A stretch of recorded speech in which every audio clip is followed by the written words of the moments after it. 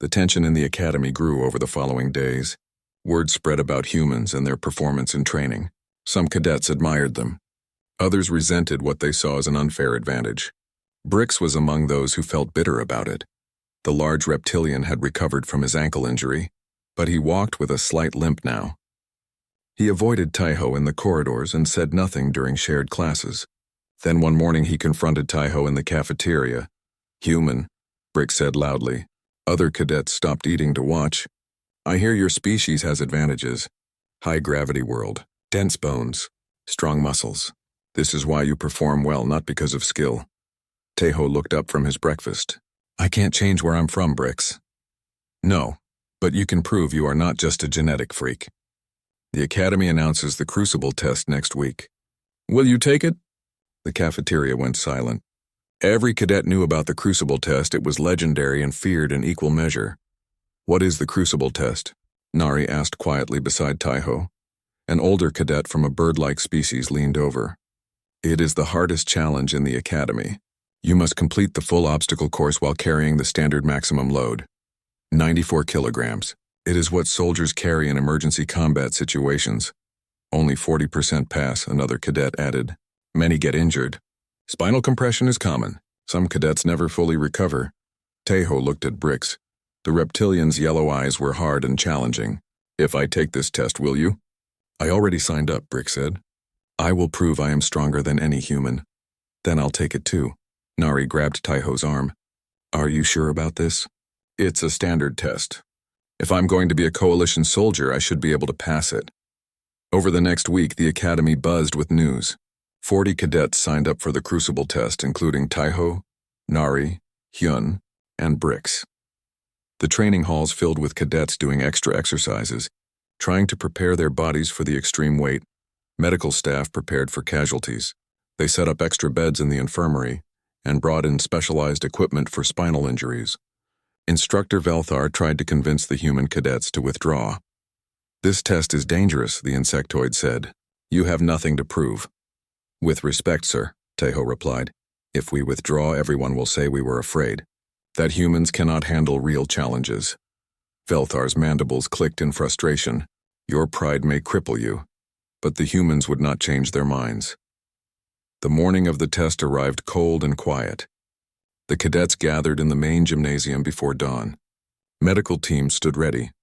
The obstacle course had been set up weeks ago, a brutal series of walls, ropes, balance beams, and weighted carries. In normal training, cadets ran it without extra weight. Today, everyone would carry 94 kilograms of gear. Assistants helped each cadet put on the load.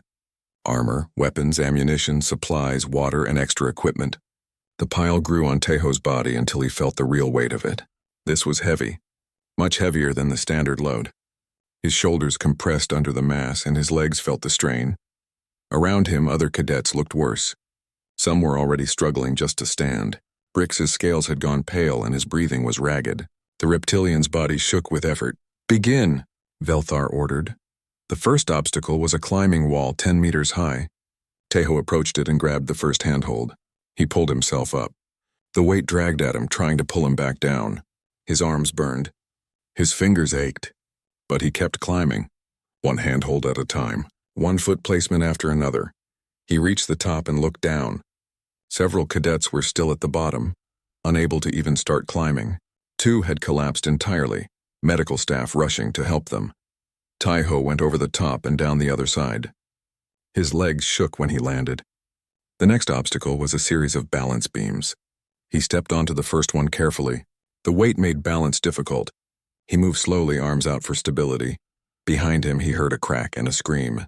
He glanced back and saw a cadet on the ground, their body twisted unnaturally. Medical staff were already there. The cadet's spine had given out under the weight. Taiho kept moving. He could not think about that now. The course continued with rope climbs, crawling sections, and carrying heavy objects from one point to another. Each obstacle pushed him harder. Sweat poured down his face. His muscles screamed. His back felt like it might snap, but he kept going. He saw Nari ahead of him, moving steadily. Her face was red with effort, but she was still on her feet. Hyun was somewhere behind them, and Brix was struggling badly. The reptilian had made it halfway through the course, but he was moving so slowly now. each step a visible battle. The final obstacle was the worst, a long uphill run with the full weight, 200 meters at a 15-degree incline. Taeho's legs felt like stone. Every step was agony. He focused on breathing. In and out. Keep moving. Do not stop. Halfway up the incline, he heard another crack and another scream.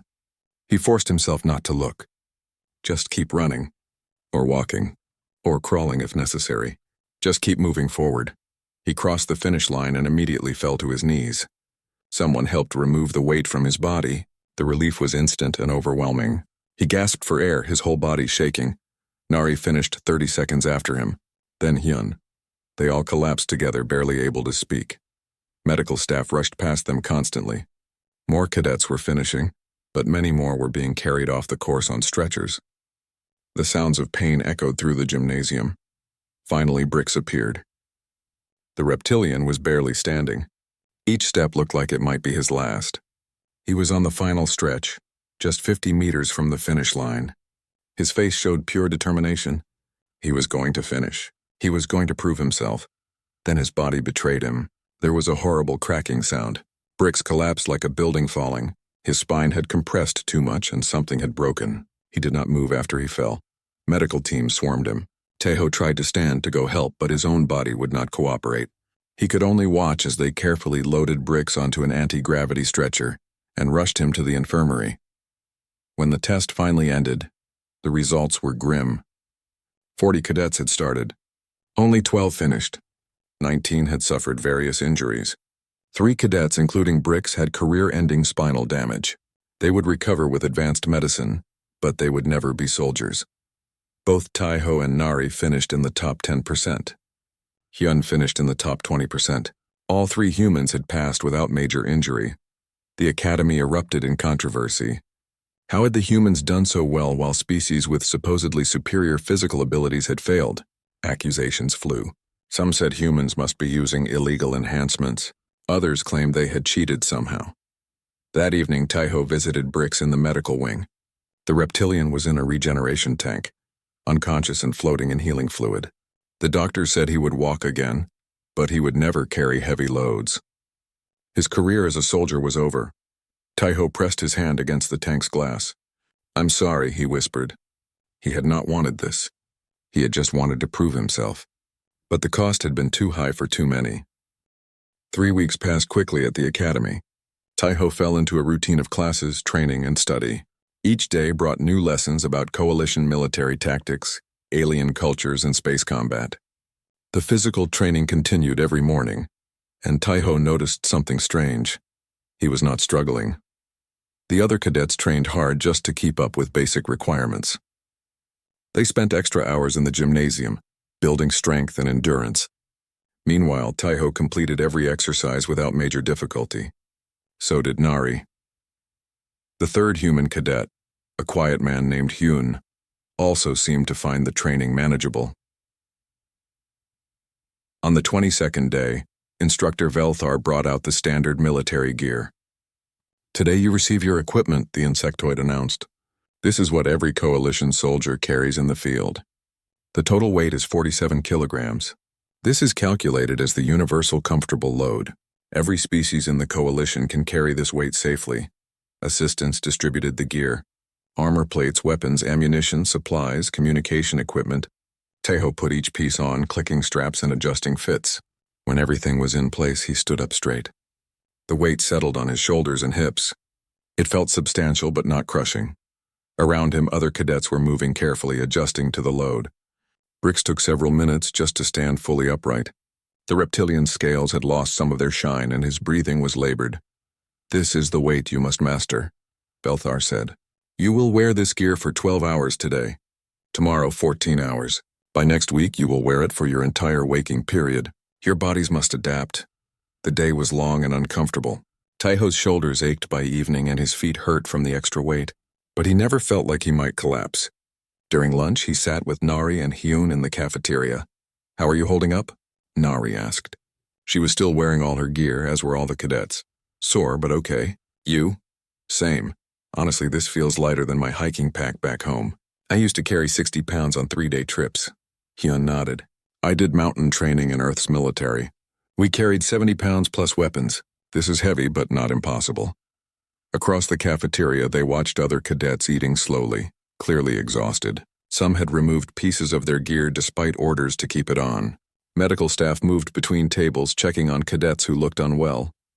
Later that week, during a field exercise, Taiho's squad was crossing rough terrain when Brick stumbled. The big reptilian went down hard, his leg twisted beneath him. He cried out in pain. "Brix is down!"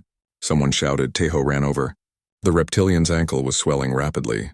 "Can you walk?" "No!" Brix hissed through clenched teeth. "My ankle? Broken, I think." Without thinking, Taiho unclipped Brix's weapon and supply pack. He added them to his own load. Then he crouched beside the injured cadet. "Put your arm around my shoulders. You cannot carry me. I weigh too much. Let me try." Brix draped one massive arm over Taiho's shoulders. Taiho stood, taking most of the reptilian's weight. It was heavy, very heavy, but he could do it. He started walking, half carrying, half dragging Brix toward the extraction point. The extra weight of Brix's gear pulled at his shoulders, and the reptilian's body pressed down on him. Taiho's legs burned and his back ached, but he kept moving. Other cadets stared as he passed. Some looked shocked. Others seemed confused. When they reached the medical transport, Brix looked at Taiho with something like respect in his yellow eyes. "You carried me and my gear, both, how?" Taiho just shrugged. He did not have a good answer. That night, the human medical officer at the academy requested a meeting with the human cadets. Dr. Yuna Park was a small woman with sharp eyes and a serious expression. She gathered Taiho, Nari, and Hyun in her office. "I've been watching your training," she said.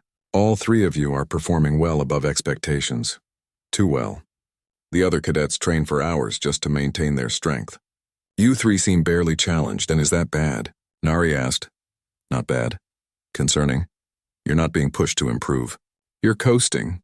I think the training standards are too low for humans. Should we train extra?" Taiho asked. "I don't know yet. Let me look into something first." Yuna turned to her computer and started pulling up files. "I want to check Earth's gravity specifications against coalition standards." The three cadets waited while Yuna worked.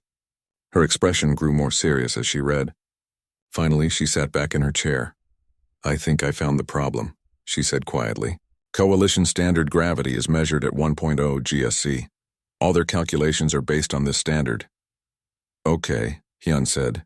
"What's Earth's gravity?" 1.5 GSC. Earth has 1.5 times standard gravity." The room fell silent. Taiho felt his mind working through the implications. "So we've been living our entire lives in higher gravity?" "Exactly. Your bones, your muscles, your heart, everything developed under stronger gravitational pull. When you came here to the station running at standard gravity, you essentially became stronger without even knowing it." "What's the range for coalition species?"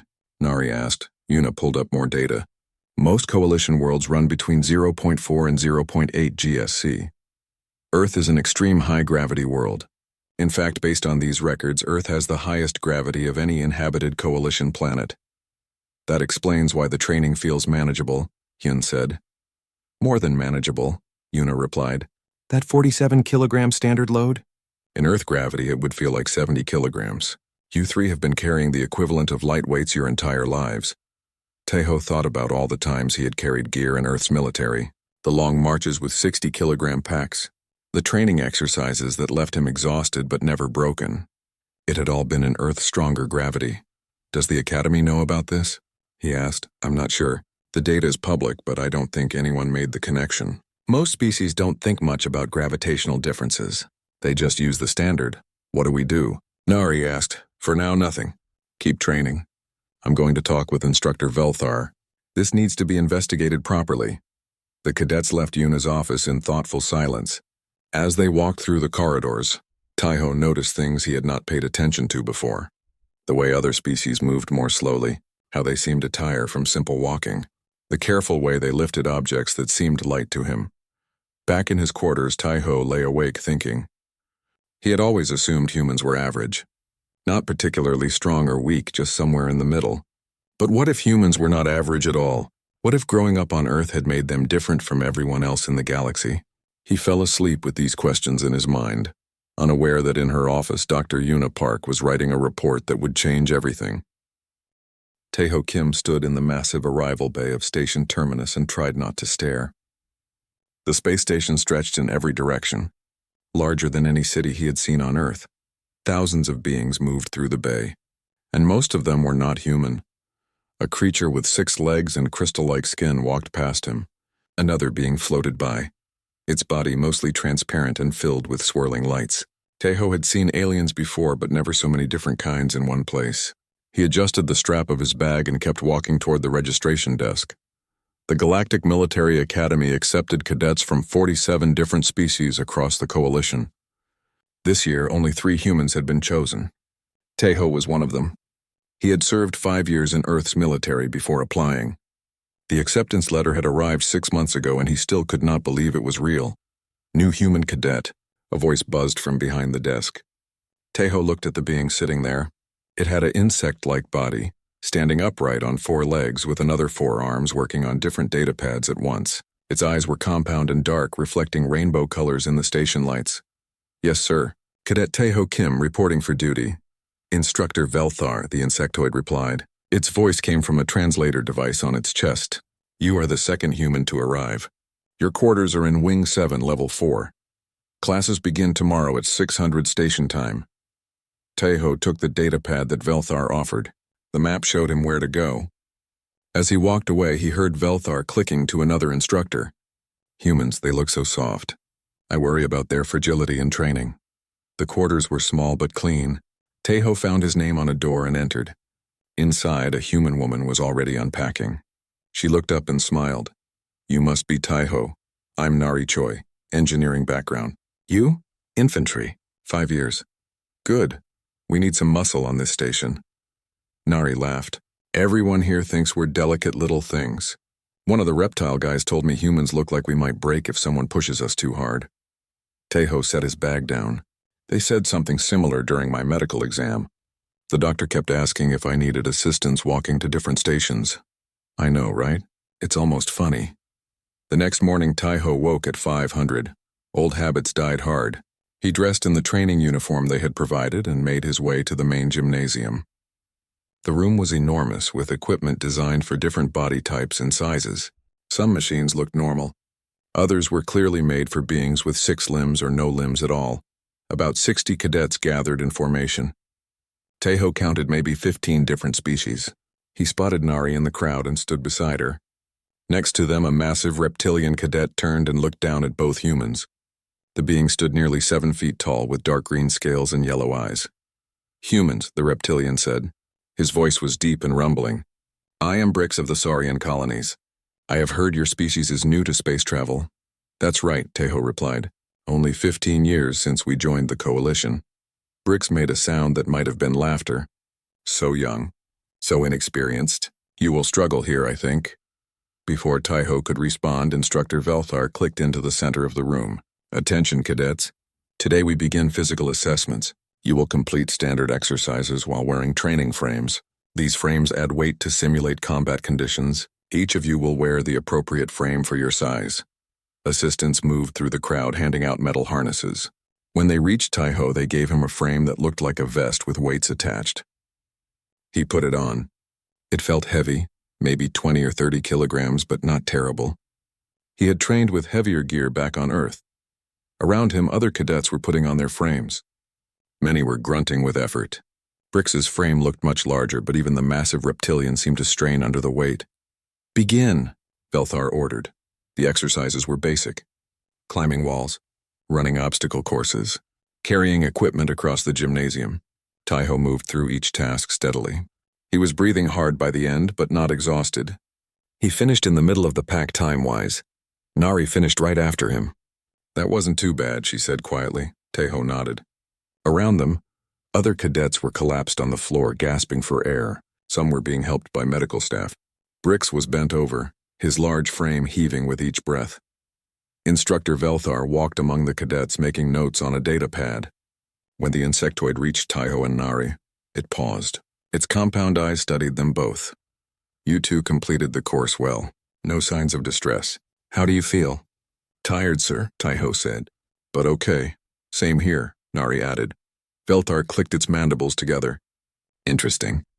The frame weight is calculated to be challenging for all species. You two show acceptable variance and capability. The instructor moved on to check other cadets. Nari leaned close to Tejo. Did that weight feel heavy to you? Yeah, but I've carried heavier. You? My hiking pack back home weighed about the same. I used to do weekend trips in the mountains. They shared a look but said nothing more. Later that day, after classes on coalition history and military protocol, Tejo walked back to his quarters through one of the station's main corridors. He passed by a maintenance area and saw another human working there. The man was older, maybe 50 or 60, wearing a janitor's uniform. He was moving a large piece of equipment across the floor. The machine looked heavy, like it should need an anti-gravity assist to move. But the janitor just pushed it along with his hands, whistling a tune as he worked. The machine's wheels squeaked against the floor. The man saw Tejo watching and nodded. New cadet? Yes, sir. Tejo Kim. Doyun, welcome to Terminus. You settling in okay?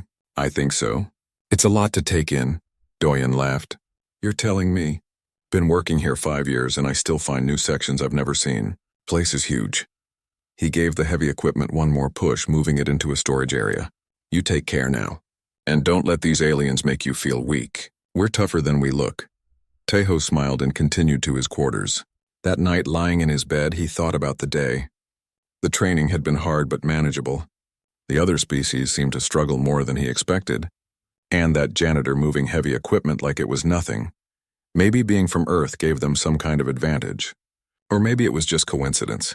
Either way, Tejo decided not to think too hard about it. Tomorrow would bring new challenges.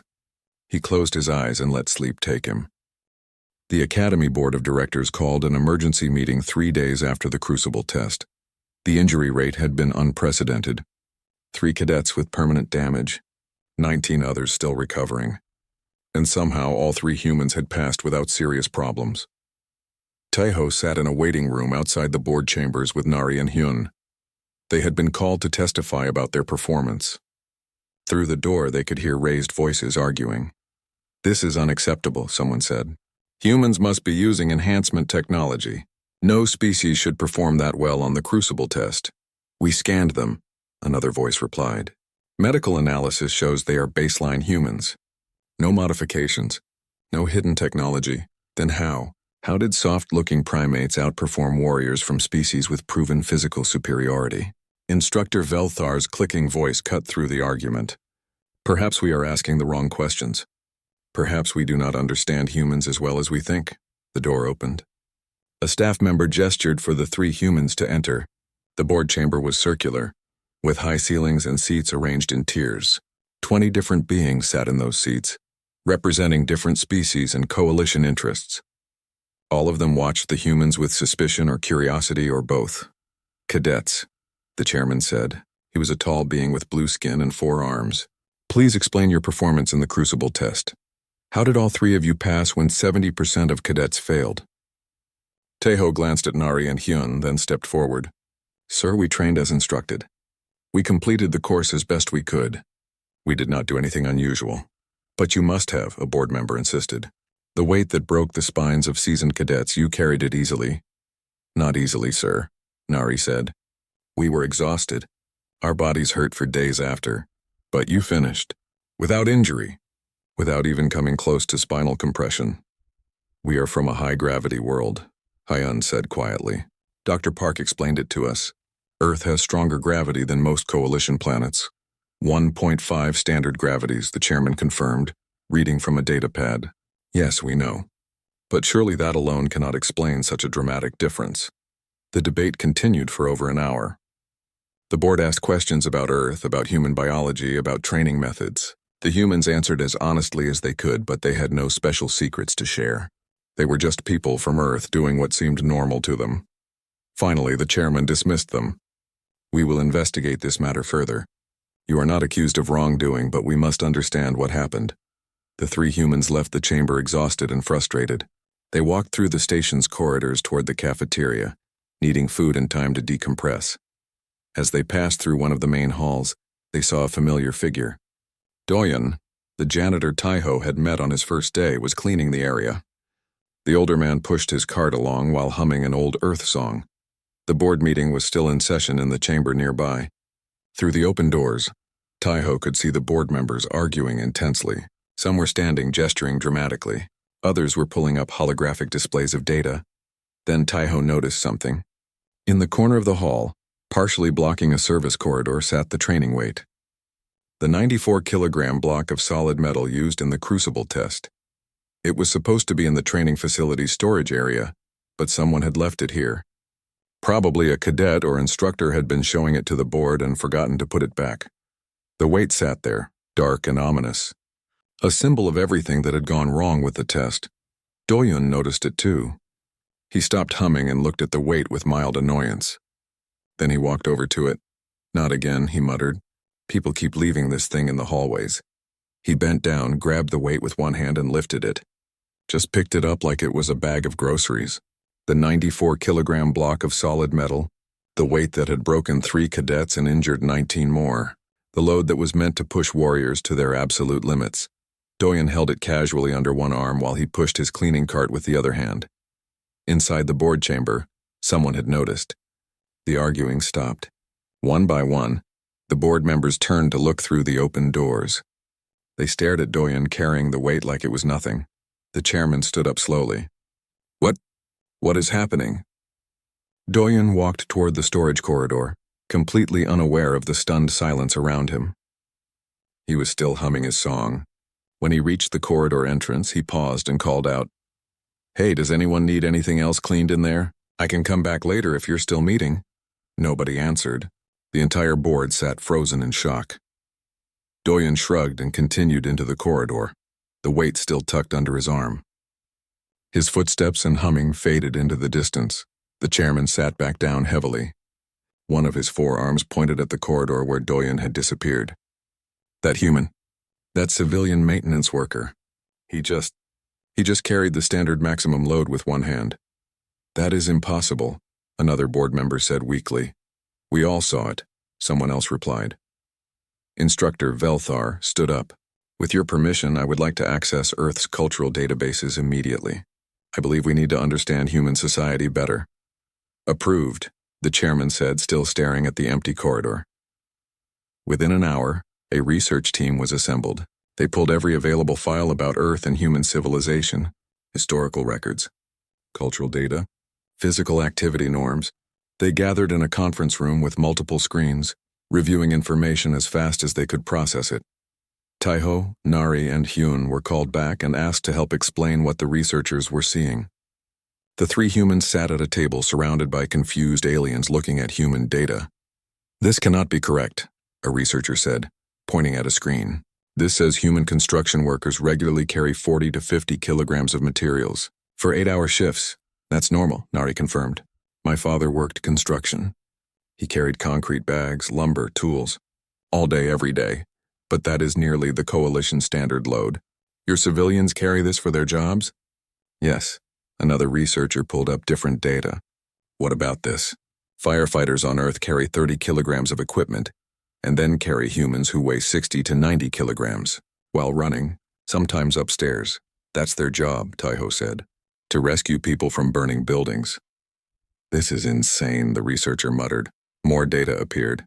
Ancient humans carrying water containers. Parents carrying children for hours. Athletes lifting hundreds of kilograms for sport. The researchers looked at each new piece of information with growing disbelief. "Your species treats extreme physical labor as normal daily activity," Velthar said slowly. "What we consider emergency combat loads, you consider. What, light exercise?" "It depends," Hyun said. "The crucible weight was heavy for us, but not impossible. We train for heavier back on Earth." "How much heavier?" "In Earth's military, we regularly carried 60 to 70 kilograms on long marches. In Earth's gravity, which is stronger than standard gravity here," the researchers calculated quickly, "that would be equivalent to 90 to 100 kilograms in standard gravity. You trained to carry more than the crucible test weight as part of basic military service." "Yes." The conference room fell silent. Every alien in the room was processing the implications. Finally, the chairman spoke over a communication link. "What does this mean for the coalition military? If humans are this much stronger than we realized?" Nobody had a good answer, but everyone understood that something fundamental had changed. The coalition's understanding of human capabilities had been completely wrong, and judging by the elderly janitor who carried their heaviest training weight with one hand while humming, they had barely begun to understand just how different humans really were. The research continued for 2 weeks. Teams of scientists, military analysts, and medical experts studied everything they could find about humans and Earth. What they discovered changed everything the coalition thought it knew about humanity. Dr. Mirai Han, a human biologist who worked for the Coalition Science Division, was called in to present the findings. She stood before the full Academy Board and the Coalition Military Command in a packed conference hall. Screens behind her displayed charts and data about human biology. "Thank you for inviting me," Mirai began. "What I'm about to share may be difficult to accept. Humans are fundamentally different from most Coalition species in ways we did not fully appreciate until now." She clicked to the first slide. It showed Earth compared to other Coalition worlds. Earth has a surface gravity of 1.5 GSC. This makes it the highest gravity inhabited world in the Coalition. Most of your worlds range from 0.4 to 0.8 GSC. Humans evolved under almost twice the gravitational force of the average Coalition species. The next slide showed human bone structure. Human bones are approximately 3 times denser than the average Coalition species. This is necessary to support our bodies in high gravity. What this means is that weights which cause spinal compression in other species barely stress human skeletal systems. Murmurs spread through the audience. Mirai continued, "Human muscle composition is also unique. We have a higher percentage of slow-twitch muscle fibers which provide endurance. Combined with our cardiovascular system, which evolved to pump blood against strong gravity, humans have exceptional stamina compared to most species." She pulled up videos from Earth, construction sites, firefighters in action, parents carrying children, athletes competing. What you see here is normal human activity on Earth. Notice the loads they carry. Notice the duration. This is not special training. This is daily life on a high-gravity world. One video showed a human woman carrying 2 children, one on each hip, while also carrying bags of groceries. She walked up a hill, talking on a phone, looking completely normal. That woman is carrying approximately 35 kilograms while walking uphill in 1.5 standard gravity, the equivalent of carrying 52 kilograms in your standard gravity. She is not a soldier. She is not an athlete. She is just a parent doing her shopping. The room was silent. Mirai switched to another video showing human athletes. "These are your weightlifters. Elite humans. They lift several hundred kilograms in competition. The current Earth record for the deadlift is 501 kilograms. In Earth's gravity, equivalent to over 750 kilograms in standard gravity. This is impossible," someone in the audience said. "It is not only possible, it is documented fact," Mirai replied. "But here is what I want you to understand. Those athletes are not the norm. They are exceptional humans. But even average humans, untrained humans, are capable of far more than you realized." She pulled up the medical data from the Crucible test. The 94-kilogram load that caused so many injuries. In Earth's gravity, that weight would feel like 141 kilograms. Human soldiers on Earth regularly train with loads of 60 to 80 kilograms in Earth's gravity. That translates to 90 to 120 kilograms equivalent in standard gravity. More murmurs. Mirai pressed on. "The Coalition's standard comfortable load of 47 kilograms. In Earth's gravity, that would be 70 kilograms. Human civilians carry such loads regularly. Ancient humans, before modern technology, carried water vessels weighing 20 to 30 kilograms for miles every day. This was normal life." She switched to a new slide showing human history. "Look at human warfare through history. Soldiers carried weapons, armor, food, and supplies. Roman soldiers 2,000 years ago carried loads of 30 to 40 kilograms and marched 30 kilometers per day. Medieval knights wore 40 kilograms of armor and fought in it. This is embedded in human culture and biology." The chairman of the board raised one of his 4 hands. "Dr. Han, what are the implications for Coalition military standards?" "That is the key question," Mirai said. "Your current standards are based on universal accommodation. You calculated the maximum safe load for the weakest Coalition species and made that the standard for everyone. This approach makes sense for building an inclusive military, but it has one major flaw, which is, it fails to challenge humans appropriately. When you give a human the standard load, you are giving them what feels like a light backpack. They are not being pushed. They are not growing stronger. They are coasting. Another board member spoke. Are you suggesting humans need different standards? I am suggesting that species-appropriate standards would better serve everyone. Just as you do not ask an aquatic species to train in desert conditions, you should not ask a high-gravity species to train as if they came from a low-gravity world. Velthar clicked forward. What would appropriate human standards look like? Mirai pulled up a new chart. Based on Earth's military training programs and human physiological capabilities, I would recommend a standard load of 100 to 120 kilograms for human soldiers. This would provide appropriate challenge while remaining safe. The room erupted. Multiple people tried to speak at once. The chairman called for order. Dr. Han, he said carefully, you are saying humans should carry more than double the standard load. More than what caused career-ending injuries in the Crucible test. Yes, because that is what they are built for. Humans evolved to live and work in conditions you would consider extreme. High gravity is their normal. What injured other species would just be heavy to a human. Someone in the back stood up. This is dangerous thinking. If we acknowledge human superiority in physical capabilities, it could create division in the coalition. I am not claiming superiority, Mirai said firmly. I am claiming difference. Humans are better adapted to high-gravity conditions. Other species are better adapted to their own environments. Aquatic species would outperform humans underwater. A species from a thin atmosphere world would do better in low oxygen. These are facts of biology, not judgments of worth. The debate continued for hours. Some argued for maintaining universal standards for unity. Others insisted on species-appropriate training. Eventually, a compromise was reached. The Academy would begin pilot programs with different training standards for different species. A few days later, Taiho stood in the gymnasium with new equipment. His standard load had been increased to 120 kilograms. He put it on piece by piece. When fully loaded, he stood and tested his movement. It was heavy, significantly heavier than before, but not crushing. This felt like a real challenge. Nari walked over with her own increased load. This is more like it. I actually have to work now. Still feels strange, Taiho said. Knowing we are different. So is everyone else. That is what makes the coalition work, right? Different species, different strengths working together. That evening, Taiho visited Brix in the medical wing. The reptilian had been released from the regeneration tank and was doing physical therapy. He would never carry heavy loads again, but he could walk and move normally. I heard about the new standards, Brix said when he saw Taiho. You will carry more now. Yes. It is what we should have been doing all along. Brix was quiet for a moment. I was wrong about you, about humans. I thought you were weak creatures trying to pretend to be strong. But you were strong all along. You just made it look easy. You are strong too, Brix. You almost finished the Crucible.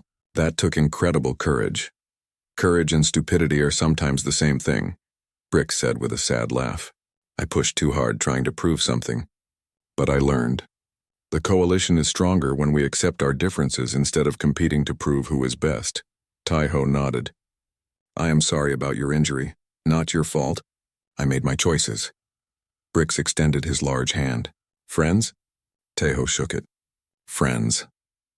As Taiho walked back to his quarters that night, he thought about everything that had happened. The Crucible test, the investigations, the revelation about human capabilities. It had been a difficult few weeks, but something important had been learned. The coalition was not about making everyone the same. It was about understanding differences and using them to build something stronger together. Humans brought their high-gravity endurance. Other species brought their own unique strengths. Together, they were better than any single species alone. In his office, Instructor Velthar filed a report with the Coalition Military Command. The report recommended new training protocols, species-specific standards, and a complete review of military equipment design. At the end, the insectoid added a personal note. For 15 years, we thought we understood humans. We saw them as soft primates from an unremarkable world. We were wrong. They come from a world that would crush most of us. They live and work in conditions we would consider emergency situations. They are not superior. They are not inferior. They are different, and that difference makes them valuable. The coalition is stronger with them in it. We must learn to see all species this way. Understanding leads to strength. Ignorance leads to broken spines. Velthar sent the report and closed his datapad. Tomorrow would bring new challenges,